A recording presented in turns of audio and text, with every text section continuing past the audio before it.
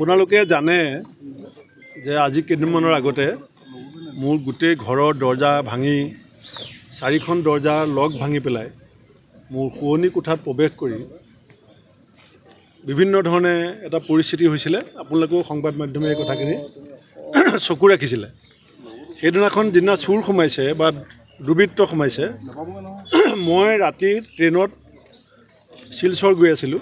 পিছদিনাখন ৰাহুল গান্ধী ডাঙৰীয়াৰ প্ৰগ্ৰেম আছিলে, কেম্পলৈ আহিছিলে। মণিপুৰৰ শৰণাৰ্থী কেম্পত ৰাহুল গান্ধী ডাঙৰীয়া ভ্ৰমণ। মই ৰাতি ট্ৰেইনত গৈ আছোঁ। ৰাতিপুৱা যেতিয়া ট্ৰেইনতে মোবাইল খুলিছোঁ, 2টামান বজাত মই গম পাইছোঁ যে ঘৰত এনেকুৱা এটা পৰিৱেশ হৈছে। তেতিয়া মই মোৰ হৈ পেলাই বেলেগ এজন আমাৰ ল'ৰাই চহী কৰি পেলাই এখন এজাহাৰ দিছিলে, কিন্তু মই পোনপটীয়াকৈ অভিযোগ দিবলৈ থানালৈ আহিব পৰা নাছিলোঁ। আৰু এজাহাৰত আমি লিখিব পৰা নাছিলোঁ একো, আচলতে মোৰ ঘৰৰ পৰা কি লৈ গ'ল। কালি মই আহি পাইছোঁ, কাৰণ মোৰ তাৰপাছতো মিটিং আছিলে, জিতেন্দ্ৰ সিং ডাঙৰীয়া আহিছিলে। কালি মই আহি পেলাই মই গোটেই ৰাতি শোৱা নাই। বাকী কিবা দুই এটা কেইটামান পইচা বা কেইটামান কাপোৰ নিছে, সেইটো বৰ ডাঙৰ কথা নহয়, তেনেকুৱা হয়। কিন্তু আটাইতকৈ ডাঙৰ কথা যে চোৰ যিকেইজন আহিছিলে তাত পলিটিকেল চোৰ আছে, ৰাজনীতি বুজা, ইংৰাজী পঢ়িব পৰা চোৰ আছে। মোৰ 3টা ফাইল আছিলে, আপুৰুগীয়া ফাইল বুলি যাক কয়, চব পৰিয়ালৰে থাকে।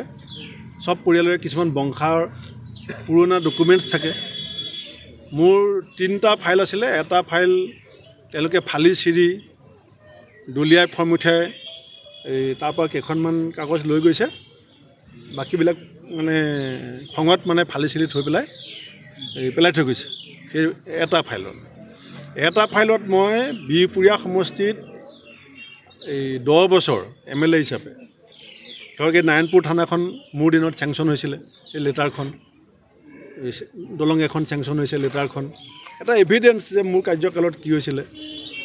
আৰু নমিনেশ্যনৰ যিবিলাক ডুপ্লিকেট কপি ৰাখোঁ, ইনকাম টেক্সৰ ডুপ্লিকেট, অৰিজিনেল নহয় এইবিলাক ফটো কপি কৰি আমি ৰাখোঁ। দেউতাই মোৰ ককা দেউতাই তৰুণৰাম ফুকন ডাঙৰীয়া এখন চিঠি দিছিলে 1926ত, পাণ্ডু অধিৱেশনত অলপ গামোচা গোটাই দিবৰ কাৰণে। সেই চিঠিখন মই কলিকতাত নি মেডিচাইন দি লেমিনেটেড কৰি পেলাই ৰাখিছিলোঁ। মোৰ দেউতালৈ ডক্টৰ ভূপেন হাজৰিকাই এখন চিঠি দিছিলে। আমাৰ মাটি, গেজিঙৰ মাটিত ঘৰ বনাইছিলে বানপানী হোৱাৰ কাৰণে। সেই মাটিখিনি চৰকাৰী কৰিবৰ কাৰণে দেউতাই গৈ শ্বিলঙত লগ ধৰিছিলে ভূপেন হাজৰিকাক। পাছত ভূপেন হাজৰিকা ডাঙৰীয়া আহি পেলাই কামটো কৰি দিম বুলি কৈছিলে। আহিব নোৱাৰাৰ কাৰণে চিঠি লিখিছিলে যে মই যাব পৰা নাই, মই বিধায়ক প্ৰেম বৰুৱা ডাঙৰীয়াক কৈ দিছোঁ। মনমোহন সিং ডাঙৰীয়াৰ কেইখনমান চিঠি আছিলে, ছোনিয়া গান্ধী ডাঙৰীয়াৰ চিঠি আছিলে, নৰসিংহ ৰাও ডাঙৰীয়াৰ চিঠি আছিলে। হিমন্ত বিশ্ব শৰ্মা ডাঙৰীয়াৰ মোক আলফাই এখন ৰিটেন ৱাৰ্ণিং দিছিলে 93ত, ৰাজহুৱা আদালতত বিচাৰ কৰিম বুলি আলফাৰ এখন চিঠি। সেই চিঠিখন আছিলে। সৰ্বানন্দ সোণোৱাল ডাঙৰীয়া আছু প্ৰেছিডেণ্ট, মই ডিব্ৰুগড় বিশ্ববিদ্যালয়ৰ সাধাৰণ সম্পাদক, তেওঁ 2খন চিঠি লিখিছিলে, সেই চিঠিখন আছিলে। মোৰ আলমাৰীত 7খন শাস্ত্ৰ থাকে সদায়। আমাৰ 7খন শাস্ত্ৰৰ ৰত্নাৱলীখন আমাৰ বংশানুক্ৰমিকভাৱে ককা দেউতাই মোক দি থৈ গৈছিলে গিফ্ট।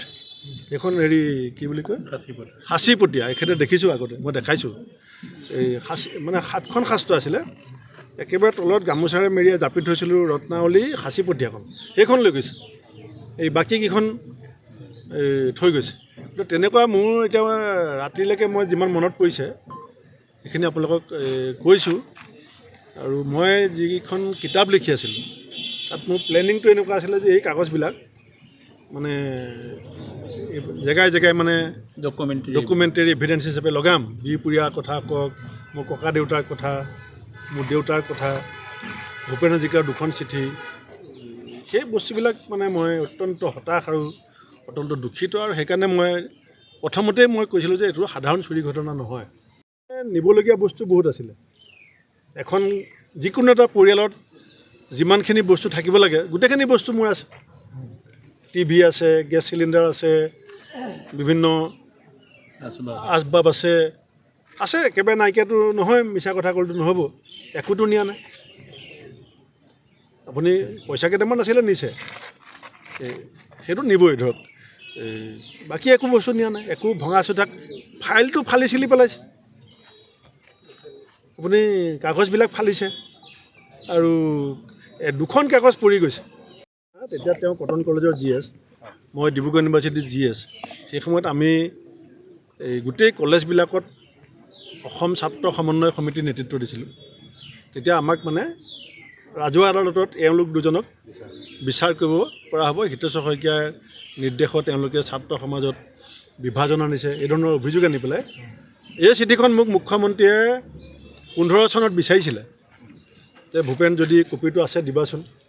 এতিয়া মই ক'লোঁ গুৱাহাটীত নাই, লখিমপুৰৰ ঘৰত আছে। তাৰপিছত আৰু মানে এই দিয়া নহ'লে। মই চিধা কথাটো কৈছোঁ, তেখেতকো সুধিব পাৰে। তেখেতে মোক 15 চনত কিন্তু যেতিয়া বিসম্বাদ তুংগত উঠিছে মোক কৈছিলে যে এই চিঠিখন লাগে, মোক লাগিছিলে মানে। মই ক'লোঁ আছে, মই লখিমপুৰৰ ঘৰত আছে, গুৱাহাটীত থাকিলে আজিয়ে দিব পাৰিলোহেঁতেন, মই লখিমপুৰ গ'লে। পাছত পাহৰণিত থাকি গ'ল। তেনেকৈ ভূপেন হাজৰিকা ডাঙৰীয়াৰ চিঠিখন এতিয়া বিশ্ব বৰুৱা ডাঙৰীয়া জীয়াই আছেনে নাজানো। বিশ্ব বৰুৱা ডাঙৰীয়াই কেইদিনমান মোক ক'লে যে মই কেইদিনমান চিঠিখন থৈ দিওঁ। ইমান ধুনীয়া চিঠি লিখিছিলে, মাধৱদেৱ বঁটা দিয়াৰ। মানে মাধৱদেৱ বঁটাটো কি মই দিও গম নাপাওঁ, যিখিনি কথা ভূপেন হাজৰিকা ডাঙৰীয়াৰ চিঠিখনত আছিলে এটা ইতিহাস। আৰু চিঠিখন হেণ্ড অভাৰ কৰিছিলে কোনে চাব, পদ্মশ্ৰী সূৰ্য হাজৰিকাদেৱে মোৰ হাতত MLA কোৱাৰ্টাৰত আহি পেলাই সেই চিঠিখন দিছিলে। মই এখন কেনেকৈ হেৰুৱাম।